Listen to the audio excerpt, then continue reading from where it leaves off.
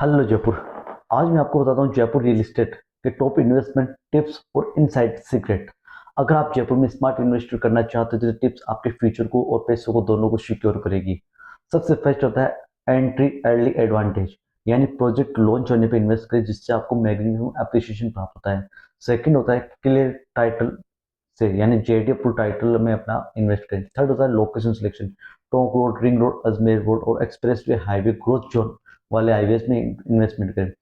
Five तक bank loan, यानी 70 से 80% बैंक से लोन ले। सेकेंड है लॉन्ग टर्म विजन देके, 2 साल 2 साल का ना देके बल्कि 5 से 10 साल का प्लान लेके चले जिससे आपको इन्वेस्टमेंट का अप्रिसिएशन अच्छा खासा मिल सके।